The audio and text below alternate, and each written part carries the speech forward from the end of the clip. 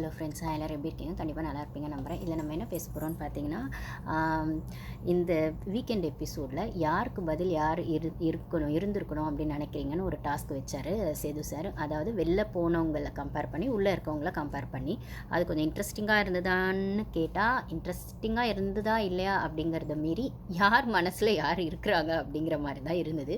யாருக்கு ஃபேவரட் யார் அப்படிங்கிற மாதிரி தான் இருந்தது.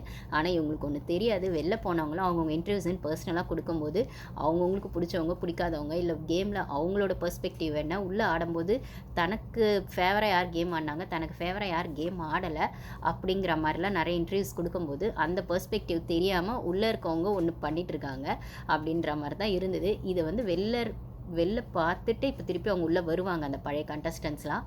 அப்போது இவங்க சொன்ன இதே ஒப்பீனியன் இருக்குமா அப்படிங்கிறது அவங்களோட பிஹேவியர்லேயும் அவங்களோட ஃப்ரெண்ட்ஷிப் ஜோன்லேயும் தான் அது தெரியும் அப்படிங்கிறது தான் யதார்த்தமான உண்மையாக இருக்குது. ஃபார் எக்ஸாம்பிள் இதில் என்னென்னு பார்த்தீங்கன்னா, இவங்க வந்து சௌந்தர்யா வந்து ஆனந்தியை சொல்லியிருப்பாங்க.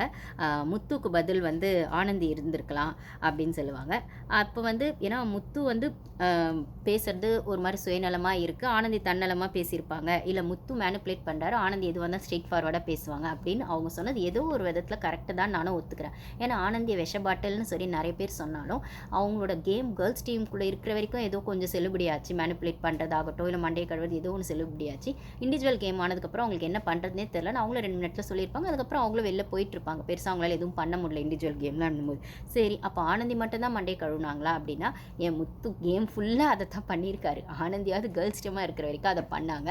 அதுக்கப்புறம் அவங்களால அந்த இண்டிவிஜுவல் கேமை ப்ளே பண்ண முடியலன்னா என்ன சொல்கிறது, முத்து கேம் ஃபுல்லாக தான் பண்ணியிருக்காரு. என்ன அவரோடது இன்னொரு கொஞ்சம் எக்ஸ்ட்ரா அவரோட பொட்டென்ஷியல் என்னவாக இருந்ததுன்னா, ஆனந்தியை விட இன்னொரு 20% எக்ஸ்ட்ரா நல்லா பேசுவார் அப்படிங்கிறதும், ஆனந்தி மண்டை கழுவுனதை விட முத்து செம்மையாக மண்டை ஆனந்தி மண்டை கழுவுனது தெரிஞ்சது அப்பட்டமா, முத்து மண்டை கழுவுறது தெரியவே இல்லை. ஏன் இப்பயுமே ஸ்டில் நிறைய பேருக்கு புரியவே இல்லைங்கிறது தான் அவரோட டெக்னிக்காக நான் பார்க்குறேன். முத்துவோடதுன்னும் போது ஏதோ ஒரு இடத்துல சௌந்தரியம் வந்து ஆனந்தி இருந்திருக்கலாம்னா, எனக்கு தெரிஞ்சு ஆனந்தி இருந்திருந்தா இது கேர்ள்ஸ் டீம் மிஸ் பாய்ஸ் டீமாக போயிருந்தா ஆனந்தியோட சப்போர்ட் மோஸ்ட்லி கேர்ள்ஸ் டீமுக்கு இருக்கிற பட்சத்தில் முத்து வந்து பாய்ஸ் டீமுக்கு ஃபேவராகவே பண்ணி இப்போ பார்த்தீங்கன்னா உள்ள நிறைய பாய்ஸ் தான் இருக்காங்க, கேர்ள்ஸே அங்கே இல்லை அப்படின்னும் போது கேர்ள்ஸை நாமினேட் பண்ணி வெளில அனுப்புறதுக்கான எல்லா ஸ்ட்ராட்டஜியும் பண்ணதே முத்து தான் அப்படின்னும் போது அந்த இடத்துல கேர்ள்ஸ் டீமை சேவ் பண்ணிக்கிறதுக்கும் நம்ம சைட்லேருந்து ஆளுங்களை கம்மியாகாமல் பார்த்துக்கணும் அப்படிங்கிற இடத்துலையும் தர்ஷிகாவும் ஆனந்தியும் ரொம்ப நிறைய ப்ளே பண்ணாங்க ஸ்டார்டிங்கில்.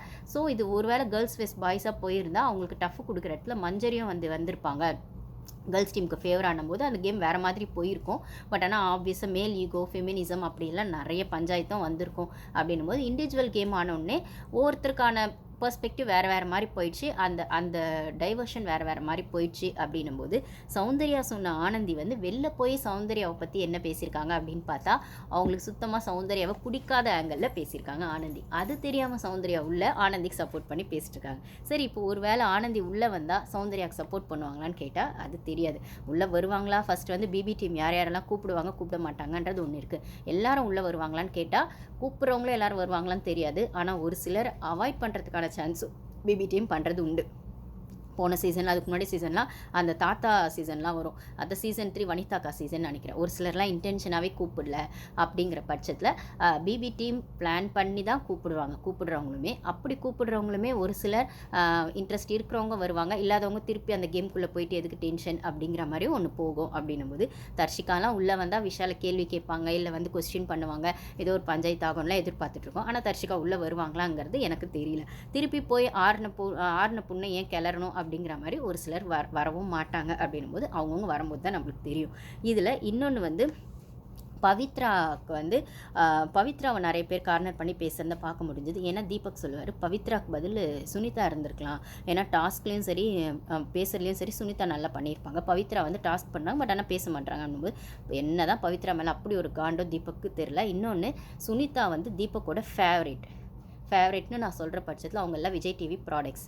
பவித்ராவும் விஜய் டிவி ப்ராடக்ட் தான். ஆனால் தீபக்குக்கும் சுனிதாக்கும் ஒரு ஃப்ரெண்ட்ஷிப் வந்து கொஞ்சம் நிறையவே இருக்கும் 2 பேருக்கும். போது இது 2-3 இடத்துல அந்த கிஃப்ட் கொடுக்குற தீபாவளிக்கெலாம் கிஃப்ட் கொடுக்குற டாஸ்க்லாம் நீங்கள் பார்த்துருந்தீங்கன்னா 2 பேரும் ஹக் பண்ணிட்டுலாம் ஒரு நல்ல ஃப்ரெண்ட்ஷிப்பை மெயின்டைன் பண்ணி தீபக் சார்ன்னு சுனிதா சொல்கிற இடத்துலலாம் அதான் தீபக் எப்பயுமே தான் சொல்கிறத அக்செப்ட் பண்ணிவிட்டு தன்னை வந்துட்டு பேம்பரிங்னு சொல்ல முடியாது, தன்னை வந்து நாலேஜபிள் பர்சனாக அக்செப்ட் பண்ணிட்டு எனக்கு கீழே நீங்கள் இருக்கீங்க, இல்லை தீபக் அண்ணன் சொன்னால் சரியாக இருக்கும், தீபக் சார் சொன்னால் சரியாக ஈஸியாக இருக்கும், தீபக் சாரை சொல்ல வைக்கலாம், தீபக் சாரை கேட்கலாம் அப்படிங்கிற இடத்துல தன்னை விஐபியாக யார் ட்ரீட்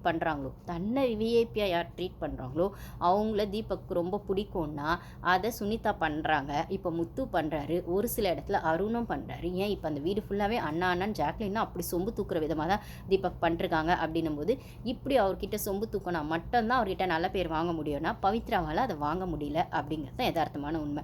ஸோ அவரோட ஃபேவரட்டாக சுனிதா வந்திருக்கலாம் அப்படிங்கிறத அவர் சொல்கிறார். அப்புறம் விஷால் வந்து ஜாக்லினை சொல்கிறார். ஜாக்லினுக்கு பதில் அன்ஷிதா இருந்திருக்கலாம்னா விஷால் ஜாக்லினை சொல்கிறது ஆச்சரியம் இல்லை, அன்ஷிதா வரணும்னு யோசிக்கிறதுலையும் எந்த ஆச்சரியமும் இல்லை. ஏன்னா அன்ஷிதாவோட ஃப்ரெண்ட்ஷிப் வந்து விஷாலுக்கு இருக்குது அப்படிங்கிறது அது ஒரு உண்மை.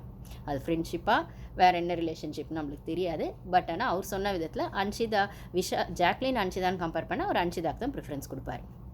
அது அப்பட்டமாக தெரிஞ்ச உண்மை. அப்புறம் ஜாக்லின் வந்தால் விஷாலை சொல்லாமல் இருப்பாங்களா? ஸோ விஷால் யாரை சொல்கிறாங்க அப்படின்னு பார்த்தா ஜெஃப்ரி இருக்கலாம் அப்படின்னு சொல்கிறாங்க. ஏன்னா ஜாக்லினோட ப்ரையாரிட்டி ஜெஃப்ரி அப்படின்னும் போது இதை ஏதோ ஒரு இடத்துல சௌந்தர்யாவும் விஷாலுக்கு பதிலாக ஜெஃப்ரி இருக்கலான்னு ஜாக்லின் சொன்னதை தான் சௌந்தர்யா சொல்கிறாங்க.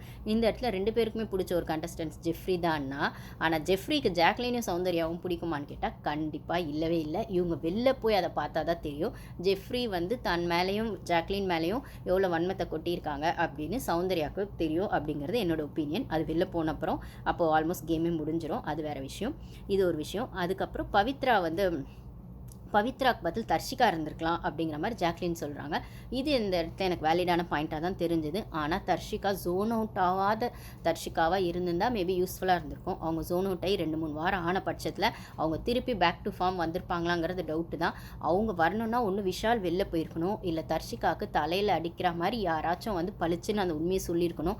எவ்வளோ சொன்னாலும் புரியாத தர்ஷிகா, ஹோஸ்ட்டு சொல்கிற போதுமே புரியாத தர்ஷிகா வெளில போய் தான் புரிஞ்சுக்கிட்டாங்கன்னா அவங்க உள்ளே இருந்திருந்தால் அதுக்கான வாய்ப்புகள் கம்மி, அவங்க புரிஞ்சுக்கிறதுக்கான வாய்ப்புகள். அதுலேயும் விஷாலையும் உள்ளே வச்சுக்கிட்டு அது நடந்திருக்கணும்னா கண்டிப்பாக வாய்ப்பே இல்லை. இந்த விஷால் இப்போ வரைக்கும் உள்ளதாக இருக்காரு அப்படின்னும் போது விஷாலை வெளில அமைச்சிருந்தா வேணா அவங்க திருப்பி பேக் டு ஃபார்ம் வந்திருப்பாங்க.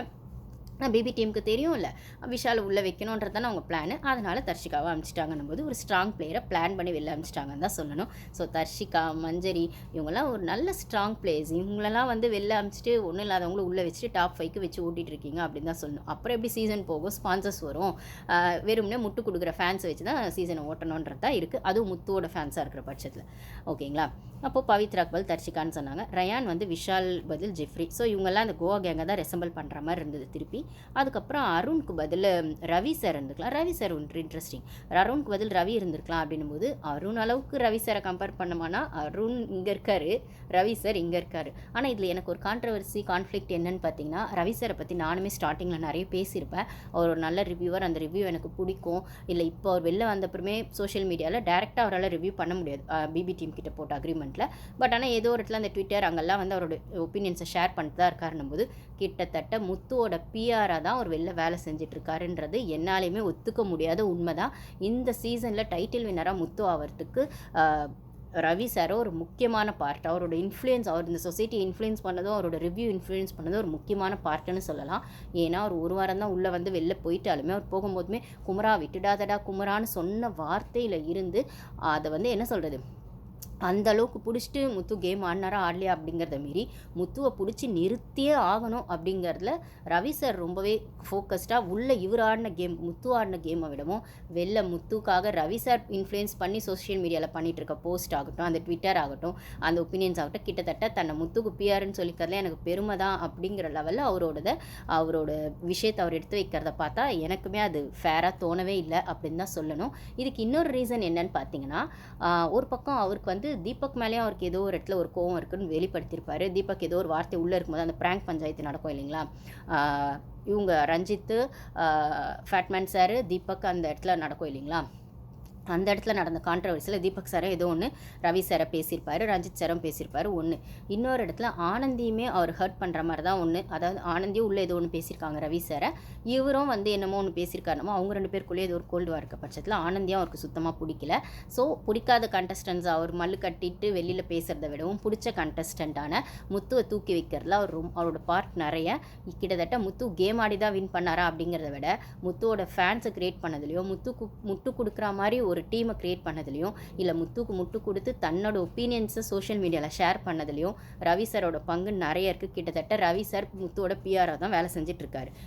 முத்துவோட என்னை கேட்டால் முத்து டைட்டில் வின் பண்ணதில் கிட்டத்தட்ட ஒரு பங்கே ரவி சாருக்கு கொடுத்துடலாம். அந்தளவுக்கு முத்துவோட வின்னிங்கில் ரவி சாருக்கு பங்கு இருக்குன்னு தான் சொல்லுவேன். இது கிட்டத்தட்ட அன்ஃபேர் அப்படிங்கிறது தான் என்னோட ஒப்பீனியன். இது ஏன் அப்படி பண்ணார் அப்படின்னு ஒரு விஷயம் வந்தால், முத்து நிஜமாகவே ஸ்ட்ராங் கண்டஸ்டண்ட்டாக அதனால் பண்ணாரா, ஏன் ஸ்டார்டிங்லேயே அதை வந்து மக்கள் மைண்டில் இன்ஃப்ளூயன்ஸ் பண்ணிட்டு போனார் அவர் போகும்போது அப்படின்றது பார்த்தா, அவர் வந்து உங்களுக்கே தெரியும், ஃபேட்மேன் சார் வந்து ரவி சார் வந்து அவரோட பாடி வந்து அவருக்கான அந்த கேம் விளையாடுறதுக்கான ஒரு விஷயமா இருக்காது. ஸோ மைண்ட் கேம் மட்டும் தான் அவரால் விளையாட முடியும். அப்படின்னா அவர் உட்காந்து எழுந்துக்கிறது செய்கிறதுமே கஷ்டம் அப்படின்னும் போது, அப்போ அவருக்கான அந்த ஃபிசிக்கல் சேலஞ்சஸ் இருக்கிற பட்சத்தில் ஒரு அந்த பால் டாஸ்க் ஏதோ விளையாடிட்டே அந்த காலில் வந்துட்டு அவர் வந்து ஒரு 3 நாள் 4 நாள் காலில் இன்ஜுரி ஆயிடுச்சுன்னா அவஸ்தப்பட்ட பட்சத்தில் அவ்வளோ ஃபிசிக்கல் டாஸ்க் கண்டிப்பாக விளையாட முடியாது. அப்படின்னும் போது அவர் வந்து மைண்ட் கேம் தான் ஃபுல்லாக விளையாடணுன்னா, அதிலும் அவர் உட்காரும் போது எழுந்துக்கும் போது அவருக்கு சாப்பிட்றது கொடுக்க செய்யலாம் பண்ணணும். அப்படின்னும் போது அந்த வீட்டில் எப்பயுமே யாரோ ஒருத்தர் அவரை கைட் பண்ணிருக்கணும். இல்லை 2-3 பேர் சேர்ந்து தான் அவரை just like that our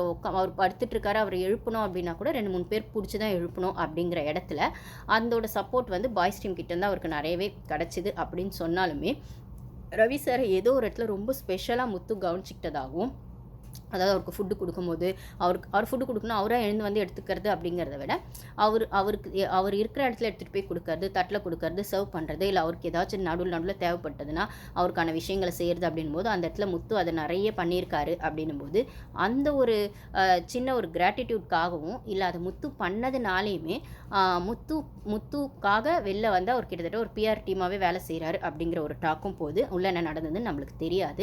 okay, அது ஹியூமனிட்டி பேஸில் முத்து பண்ணியிருந்தாலுமே ஒரு சிலர் அதை ஒரு தப்பாகவும் பேசியிருக்காங்க. ஆனந்திலாம் வந்து ஆனந்தியோ இல்லை தீபக்கோ யாரோ ஒருத்தர்லாம் வந்து இவர் கொடுக்கறது செய்யறதுமே ஏன்னா அவங்கள பொறுத்த வரைக்கும் அவரும் ஒரு கண்டஸ்டன்ட், அவருக்குன்னு ஸ்பெஷல் ட்ரீட்மெண்ட் கொடுக்கணும் அப்படின்னு அவங்க எதிர்பார்க்க முடியாது இல்லைங்களா. ஒரு ஹியூமனிட்டி பேஸில் செய்யலாம், ஒரு வாட்டி செய்யலாம், 2 வாட்டி செய்யலாம். எப்பயுமே ஒருத்தங்க செய்யணுன்றது அவங்களோட பழக்கத்தை பொறுத்து. அவங்க க்ளோஸாக இருந்தால் அவங்களுக்கு பிடிச்சிருந்தா அவங்க செய்வாங்க. ஆனால் அதே ஈக்குவலாக எல்லாருமே செய்வாங்களான்னு கேட்டால் அது கஷ்டம்தான். அப்படிங்கிற பட்சத்தில் இந்த இடத்துல ஏதோ ஒரு ரிலேஷன்ஷிப் முத்துக்கும் ரவி சாருக்கும் இருந்ததுனால அதை தான் வெளில போய் கிட்டத்தட்ட பிஆராகவே அவர் வேலை செய்கிறாரு அப்படிங்கிறது ஒன்று இருக்குது. இது ஒரு பக்கம் இருக்கட்டும். இது அவருக்கான கிராட்டிடியூடாக அவர் காட்டுற விதமாக கூட இருக்கலாம். இது ஓகே. இதில் முத்து எந்தளவுக்கு வந்து ஃபேட்மேனுக்கு வந்து நிஜமாகவே அவருக்கான ஹியூமனிட்டிக்காக தான் அவர் செஞ்சாரா அப்படின்னு ஒரு கொஸ்டின் வந்தால், அது செஞ்சாருன்னு ஒரு பக்கம் வச்சுக்கிட்டாலும் இன்னொரு பாலிடிக்ஸும் இதில் இருக்க வாய்ப்பு இருக்குது. ஏன்னா ஃபேட்மேன் சார் நல்ல ரிவ்யூவர், இல்லைனா one of the top reviewer அப்படிங்கிறது உள்ளே இருக்க எல்லா கண்டஸ்டன்ஸ்க்குமே தெரியும். அவர் கூட பழகினா அந்த ஒரு வாரத்தில் எல்லாருக்குமே தெரியும்னும் போது, ஒருவேளை அவர் எவிக்டாகி வெளியில் போனாலோ, இல்லைனா உள்ளே அவர் கூட க்ளோஸாக இருந்தாலோ, வெளியில் அவருக்கான ஒரு ஆடியன்ஸ் இருப்பாங்க இல்லைங்களா, ஃபேட்மேன் சார் ரிவ்யூவை கேட்கறதுக்குன்னே, அந்த ஆடியன்ஸோட ஓட்டு கண்டிப்பாக ஃபேட்மேன் சார் கூட யார் இருக்காங்களோ அவங்களுக்கு போகுன்றது முத்துவோட ஸ்ட்ராட்டஜியாக இருக்கலாம். இல்லை எவிக்டாகி அவர் வெளில போனாலுமே தங்களை பற்றின ஒரு ரிவ்யூவை பெஸ்ட்டாக ரவி சார் கொடுப்பாருன்னு நம்பியுமே அவங்க பழகிருக்கலாம். அவர் எப்போ எவிக்ட் ஆவார்னு யாருக்கும் தெரியாது. அவர் 1 வீக்லேயே ஆயிட்டார். அது முத்துவோட நல்ல நேரமாக கூட இருக்கலாம். ஏன்னா ஃபர்ஸ்ட் வீக்லேருந்தே முத்துக்கான பிஆராக அவர் வேலை செய்ய ஆரம்பிச்சிட்டாரு. அப்படின்னும் போது மேபி அவர் நடுவில் இருந்தால் கூட அவருக்கான கேமை அவர் ஆடிருப்பார் ரவி சார். முத்துவை செகண்டாக வச்சுக்கிட்டு அவருக்கு வின் பண்ணுறதுக்கு ஆடிருப்பார். இவர் ஃபஸ்ட்டே போனதுனால முத்துக்கான அந்த வின்னிங் ப்ராபபிலிட்டி அப்போவே ஜாஸ்தி ஆயிடுச்சு. அப்படின்னு சொல்கிற பட்சத்தில் அவர் ஒரு one of the top reviewer அப்படிங்கிறது தெரிஞ்சு தான் அவர் கூட பழகியிருப்பாங்க. அவர் அந்த ஸ்பேஸை கொடுக்குற பட்சத்தில் அந்த ஸ்பேஸ்க்குள்ளே நம்ம இருந்தோம்னா நம்ம வெளியில் பிரைட்டாக தெரியும், ஆடியன்ஸ் கிட்ட ரீச் ஆகும். அப்படிங்கிறத மீறி ரவி சாரோட ஆடியன்ஸ்னு ஒரு சிலர் இருப்பாங்கன்னா அவங்க கூட ஈஸியாக கனெக்ட் ஆகிட முடியும், அவங்களோட ஓட்டிங்கை வாங்க முடியுங்கிறது முத்துவோட ஃபஸ்ட் நாள்லேருந்தே அந்த கேம் ஸ்டார்ட் ஆகிருக்குன்றதுல எந்த சந்தேகமும் இல்லை. ஸோ இதுவும் முத்துவோட பிளேயில் ஒன்று அப்படின்னு தான் நான் சொல்லுவேன். இது ஒர்க் அவுட்டும் ஆயிடுச்சு, அவர் டைட்டில் வினரும் ஆக போகிறாரு அப்படிங்கிறது தான் அப்பட்டமான உண்மை அப்படின்னு தான் சொல்லணும். என்ன சொல்கிறது, அப்பட்டமான பொய் அப்படிங்கிறத மீறி உண்மையை கூட அப்பட்டம்னு சொல்கிற அளவுக்கு அந்த உண்மையை இந்த அளவுக்கு பாலிடிக்ஸ் பண்ணியிருக்காங்களே அப்படின்னு தான் நம்மளுக்கு சொல்ல தோணுது. ஓகேங்களா. ஸோ இது ஒன்றாச்சு. அப்புறம் முத்து வந்து சவுண்டுக்கு பதில் சாச்சனா இருந்திருக்கலாம் அப்படின்னு சொல்லுது. சவுண்டு மேலே முத்து இந்த இடத்துலையும் வன்மத்தை காட்டணுமா தான் இருந்தது. சாச்சனா சௌந்தர்யா இப்போ ஆடலாம் ஃபேர் கேமாக, இல்லை வந்து அவங்க கேமே ஆடலை அப்படிங்கிறத மாரி அவங்க அன்ஃபேராக பெருசாக எதுவும் பண்ணலை, மாற்றி பேசலை, பெருசாக கேம் ஸ்ட்ராட்டஜின்னு எதுவுமே அவங்க பண்ணவே இல்லை. அப்படின்ற பட்சத்தில் சாச்சனாவை சவுண்டுக்கு வந்து ஏன் ரிலேட் பண்ணுறாரு அப்படின்னு பார்த்தா, சாச்சனா இவங்களோட ஃபேவரெட். அதனால் ஏன்னா முத்துவோட ஃபேவரெட் சாச்சனா. அதனால் அதுக்கப்புறம் பவித்ரா வந்து பவித்ராக்கு பதில் ஜெஃப்ரி இருந்திருக்கலாம். ஆனால் பவித்ராவையும் முத்துக்கு பிடிக்காது. ஏன்னா இவங்களாம் ஸ்ட்ராங் கண்டஸ்டன்ட்னு அவர் கன்சிடர் பண்ணி வச்சிருக்காரு. அதனால் ஜெஃப்ரி வந்திருக்கலாம். அப்புறம் மஞ்சரி எவிக்ட் ஆகிறதுக்கு முன்னாடி இதெல்லாம் நடந்ததுனால மஞ்சரி வருவாங்க இதுக்குள்ளேயும். ஸோ மஞ்சரி வந்து சொல்கிறான் அருணுக்கு பதில் அன்ஷிதா இருந்திருக்கலாம்னா இது கரெக்டுன்னு நான் சொல்லுவேன். அருணுக்கு பதில் ரவி சார் இருந்தார் அப்படிங்கிறத விட அருணுக்கு பதில் அன்ஷிதா இருந்திருக்கலாம்னு மஞ்சரி சொன்னது ஸ்ட்ராங் பாயிண்ட் தான். ஏன்னா ஒரு லேடி சப்போர்ட் பண்ணுங்கிற ஆங்கிளில் அருண் ஒன்றுமே பெருசாக ப்ளே பண்ணலைன்னாலுமே அன்ஷிதா வந்து இருந்திருக்கலாம் அப்படின்னு சொல்கிறது அன்ஷிதாவோட அந்த கேம் ஸ்பிரிட்டையும் அந்த ஸ்போர்ட்டிவ்னஸையும் அந்த ஒரு அவங்க போட்ட எஃபர்ட்டையும் மஞ்சரி அந்த இடத்துல எடுத்து வைக்கிறது சூப்பராக இருந்ததுன்னு சொல்லணும். ஏன் இந்த இடத்துல முத்து வந்து எந்த பாய்ஸையும் அவர் வந்து இந்த இடத்துல கூட பாருங்கள் நீங்கள் என்ன சொல்கிறது, தீபக் கூட பவித்ராக்கு பதில் சுனிதான்னு தான் சொல்கிறார். ஏன் அருண் விஷால் சொல்லவே இல்லை? ஏன் அருண் விஷால் அவ்வளோ டிசர்விங்கா ஏன் அவங்க சொல்லலை? இங்கேயும் முத்து பாருங்கள் அருண் விஷால் பற்றிலாம் பேசவே இல்லை, சௌந்தர்யாவையும் பவித்ராவை பற்றி தான் பேசுகிறாரு.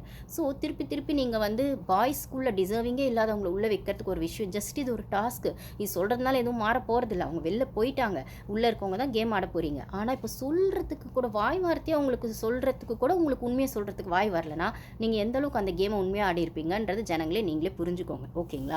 இதே மஞ்சரி அழகாக சொல்கிறாங்களா அருணுக்கு பதில் அன்ஷிதான். அதே மாதிரி முத்து ஏன் அருணை கொண்டு வரல, தீபக் ஏன் அருணை கொண்டு வரல, அதுக்கப்புறம் விஷால் ஏன் அருணை கொண்டு வரல அப்படிங்கிற இடத்துலலாம் வந்து இப்போ ரயான் விஷாலை சொன்னார்ல, ரயான் அருணை சொன்னார்ல. அப்போ வந்து இதெல்லாம் இந்த ஃபேவரட்டிசம்குள்ளே ஸ்டில் வந்துக்கிட்டே இருக்குது அப்படிங்கிறது தான் எனக்கு தோணுது. இதில் முத்துக்கு எதிராக டப்பாருன்னு நிறைய சோஷியல் மீடியாவில் பண்ணாலும் இப்போ தான் முத்து அருணும் ஒன்றாயிட்டாங்களே, அப்போ பேசிகிட்டு இருந்த நம்மெல்லாம் முட்டாளா அப்படின்னு தான் கேட்க தோணுது. ஓகேங்களா? ஸோ ஓகே, மஞ்சரி அருண் வந்து அருணுக்கு பதில் அன்ஷிதான்னு சொன்னாங்க. அதுக்கப்புறம் பவித்ரா அவங்க வந்து பவித்ராக்கு பதில் தர்ஷிகான்னு சொன்னாங்க. அவங்க சொன்னது சூப்பர் தான் சொல்லுவேன். பவித்ராக்கு பதில் தர்ஷிகான்னு ஜாக்லின் சொன்னதும் சரி, மஞ்சரி சொன்னது. இந்த இடத்துல கூட கேர்ள்ஸோட ஒப்பீனியன் தாங்க ஸ்ட்ராங்காக இருக்குது. ஜாக்லின் சொன்னதாகட்டும், மஞ்சரி சொன்னதாகட்டும், சௌந்தர்யா சொன்னதுமே கரெக்டு தான். முத்துவேஸ் ஆனந்தி அப்படின்னு சொல்கிற பட்சத்தில் நான் சொன்ன ரீசன் தான். ஆனந்தி இருந்திருந்தால் கேர்ள்ஸ் டீமுக்கு ஒரு ஸ்ட்ராங்காக அவங்க இருந்திருப்பாங்க, ஒரு பில்லராக இருந்திருப்பாங்க அப்படிங்கிறது அவங்க ஒப்பீனியன். ஏன்னா முத்து ஆடுற மேனிப்புலேட் பண்ணி ஆடுற இந்த கேமுக்கு ஸ்ட்ராங்காக நேரடியாக முன்னாடி பேசுகிற ஆனந்தி எவ்வளோ மேல் அப்படின்னு அவங்க சொல்கிறாங்க. அவங்க புரிதல்ல. அருண் வந்து மஞ்சரி ஆனந்தி அப்படின்னு சொல்கிறாங்க. மஞ்சரிக்கு பதில் ஆனந்தி இருந்திருக்கலாம்னா மஞ்சரிக்கு பதில் ஆனந்தி இருக்கிற அளவுக்கு இல்லை, ஆனந்தியை விடவும் மஞ்சரி பெஸ்ட்டுன்னு தான் நான் சொல்லுவேன். ஆனால் கிளாரிட்டி அப்படின்னு பார்த்தா ஆனந்தி தான் கொடுப்பாங்க அப்படிங்கிறது இல்லை, மஞ்சரி தான் கிளாரிட்டி கொடுப்பாங்க. ஆனந்தி சுற்றி விடுவாங்க முத்து மாதிரி, ஆனால் அவங்க சுற்றி விடுறது அப்பட்டமாக தெரிஞ்சிடும். முத்து சுற்றி விடுறது அப்பட்டமாக தெரியாது. ஏன்னா ஆனந்தி விட ஒரு அழகாக பேசுவார், அதுதான் பிரச்சனை. ஓகேங்களா? அதுக்கப்புறம் ரயானுக்கு பதில் ஜெஃப்ரி வந்திருக்கலாம் அப்படிங்கிற மாதிரி அருண் சொல்கிறாரு. ஏன்னா அருண் என்ன சொல்ல, இதெல்லாம் அப்பட்டமாக வன்மத்தை தான் காட்டுது அப்படின்னு தான் சொல்லணும். ஏன்னா ரயான் அருணுக்கு பிடிக்காது. பவித்ரா வந்து முத்துவை சொல்கிறா, முத்துக்கு பதில் ரவி சார் இருந்திருக்கலாம் அப்படின்னு சொல்லிட்டு. ரவி சார் உள்ளே இருந்திருந்தாலும் முத்துக்கு பதில் முத்து கேமை விட்டு கொடுத்துருப்பாரு அப்படிங்கிறது தான் ஒரு விஷயமா இருக்குது. ஸோ ரவி சார் ஒன்றும் நியாயமாக ஆடி இருப்பாரான்னு கேட்டால் அவர் முத்துவுடன் ஜாஸ்தி பேசினாலும் அதில் ஏதோ ஒரு இடம் முத்து, இப்போ எப்படி முத்து தீபக் இருப்பாங்களோ அப்படி தான் முத்து ரவி சாரும் இருந்திருப்பாங்க அப்படிங்கிறது என்னோட ஒப்பீனியன். ஸோ இவங்க யாரும் பாய்ஸ் டீமை விட்டு கொடுப்போது பாய்ஸ் டீம் ஒன்றுக்குள்ளே ஒன்று இருந்துட்டு போகிறாங்க. ஆனால் கேர்ள்ஸ் டீம் தான் அவங்களுக்குள்ளே அந்த சப்போர்ட் அப்பயும் கொடுக்காம, இண்டிவிஜுவல் கேம் ஆடும்போதோ கொடுக்காம ஒருத்தர் அடிச்சுக்கிட்டு அவங்கவுங்க கேம் அவங்கவுங்க ஸ்பாயில் பண்ணிக்கிட்டாங்க அப்படின்னு சொல்லுவேன். இப்பயுமே ஜாக்லின் சௌந்தர்யாவாகட்டும், பவித்ராவாகட்டும், தர்ஷிகாவாகட்டும், இவங்கெல்லாம் வந்து அவங்களோட கேமே ஆடிட்டு நம்ம வின் பண்ணனால இன்னொரு கேர்ள் வின் பண்ணணும் அப்படிங்கிற இடத்துக்கு அது கொடுத்துருக்கலாம், அப்படி கொடுக்கல. ஆனால் பாய்ஸ் அதை ரொம்ப தெளிவாக பண்ணியிருக்காங்க அப்படிங்கிறது தான். ஜாக்லினுக்கு பதில் ஆனந்தி இருந்திருக்கலாம் அப்படின்னு பவித்ரா சொல்கிறாங்க. ஸோ இது இப்படி தான் போச்சு. அதுக்கப்புறம் இன்னொரு வாட்டி கூட நீங்கள் சொல்லலாம், இன்னொரு சான்ஸையும் உசுப்பேற்றுறதுக்கு விஜய்ஸ் கொடுக்குறாரு. அதாவது அருண் திருப்பி வந்து முத்துக்கு பதில் வந்து ரவி சார் வந்திருக்கலாம் அப்படின்னு ஆல்ரெடி பவித்ரா சொன்னதை ரிப்பீட் பண்ணுறாரு. சவுண்டு வந்து இந்த இடத்துல சவுண்ட் இன்னொரு விஷயம் சொல்கிறாங்க. மஞ்சரி எவிக்ட் ஆகும்போது சவுண்ட் இன்றைக்கெல்லாம் ஹோஸ்ட்கிட்ட கரெக்டாக பாயிண்ட் பேசின மாதிரி தான் இருந்தது. அதாவது மஞ்சரி எவிக்ட் ஆகும்போது எல்லாரையும் பார்த்து ஒன்று சொல்கிறாங்க இல்லைங்களா, அப்போ வந்து சௌந்தர்யா வந்து மஞ்சரியை பார்த்து சொல்கிறாங்க, இந்த வீட்டில் முத்து பேசுகிறதே எனக்கு பிடிக்காது, அதுக்கப்புறம் நீங்கள் வந்தீங்க, நீங்களும் நிறைய பேசுனீங்க, பட் ஆனால் முத்து எல்லா இடத்துலையும் நீங்கள் கேள்வி கேட்டிங்க. அதை தான் நான் சொன்னது தான். முத்து எல்லா இடத்துலையும் முத்து செய்கிற தப்பை நீங்கள் கேள்வி கேட்டிங்க, ஸ்ட்ராங்காக பேசுனீங்க. இப்போ நீங்கள் வெளியில் போயிட்டீங்க, பரவாயில்ல, இப்போ அந்த இடத்துல ரயான் இருக்கா, ரயான் கேள்வி கேட்பான் முத்துவை, ரயான் வந்து பேசுவான் அப்படிங்கிறது சௌந்தர்யா வந்து அந்த இடத்துல ஒரு உண்மையை ஜஸ்ட் லைக் தட் ஒரு ஃப்ளோவில் அப்படி போட்டுட்டு போன மாதிரி தான் தெரிஞ்சுது அப்படின்னு சொல்லுவேன். ஸோ முத்துவை கேள்வி கேட்குறதுங்கிறது சௌந்தர்யாவால் முடியாது. ஏன்னா முத்துக்கு எதிர்க்க நின்று அவங்களால பேச முடியாதுன்றது அவங்க பல இடத்துல சொல்லியிருக்காங்க. ஆனால் அப்படி கேள்வி கேட்குற மஞ்சரியை வந்து அவங்க ரொம்பவே இப்போ மிஸ் பண்ணுறாங்க அப்படிங்கிறத விட, நீங்கள் தான் கேள்வி கேட்டிருந்தீங்க, நீங்களும் வெளில போயிட்டீங்க, இப்போ யார் கேள்வி கேட்பாங்க அப்படின்னு பார்த்தா, பரவாயில்ல இப்போ ரயான் இருக்காரு அப்படின்னு சொன்னது முத்துவ சுத்தமாக சௌந்தர்யாவுக்கு பிடிக்கல அப்படிங்கிறது தான் இருக்குது. சௌந்தர்யாவுக்கும் முத்துவை பிடிக்கல, முத்துவுக்கும் சௌந்தர்யாவை பிடிக்கல. ஸோ இது அப்பட்டமாக தெரிஞ்ச உண்மை அப்படின்னும்போது இந்த டாஸ்க் இப்படி தான் போச்சு.